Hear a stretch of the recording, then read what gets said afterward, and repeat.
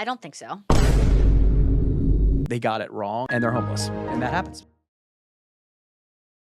Britt, do you think entrepreneurs have a responsibility to give back to their community? Do I want to be somebody that gives back to my community? Absolutely. Is that important to me? Yes.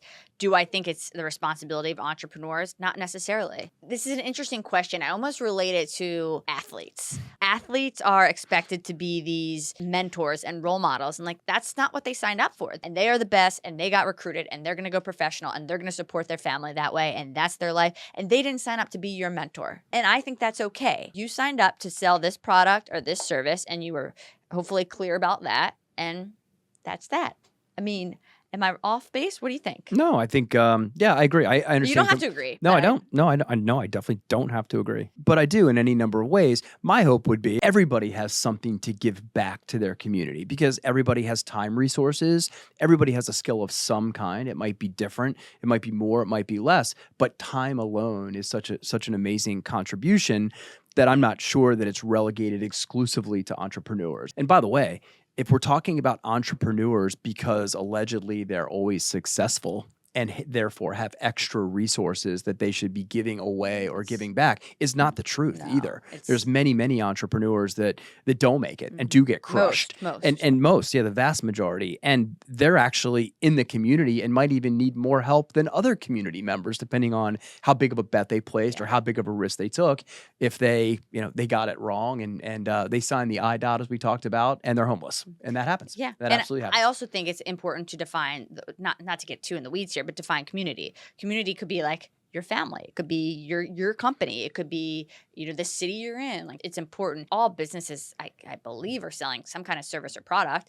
If you really build a great business, a byproduct is going to be benefiting a community, right? Sure. In some way. Yeah. With the 85 people that work in it, their children. Right. Right. So I think if you really just focus, because I don't know if I'm necessarily let's call community Baltimore. Like while we have a lot of projects in Baltimore, I don't know if I'm all the time thinking about let's give back to Baltimore. But if we do a really good job, I'm hiring people in Baltimore, we're serving projects in Baltimore, like it's a byproduct. It just comes if you just focus on doing a great job in your business. No, that said, we do happen to be entrepreneurs that do that, and I would say if you want advice on if you want to do that and you're an entrepreneur, how can you be successful at it despite having limited time resources to give in certain spots and you're running a business?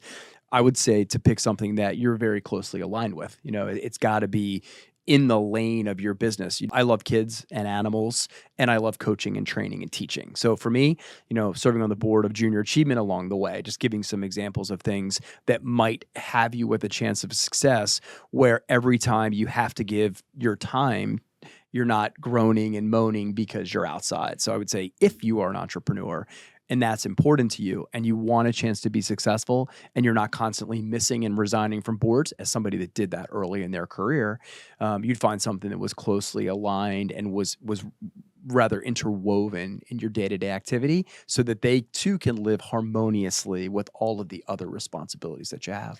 I think that's the only way it can work, period. The last thing I'll say on this, I will say, I don't feel like I really had the ability to give back to community until I had a business, because I got more of a voice because I had a platform. And because of that, I was able to make a much bigger impact. So if you are an entrepreneur and you are able to build a business, realizing that you can utilize that business as a platform to give back. When I realized that, I'm like, all of a sudden I have a voice and people are listening to me now. Like I had the same ideas before I had the business and same opinions and perspectives. But now that I have this thing called Taylor Construction and Supply, I have cred now and I have a platform, and thus I can use that to impact greater.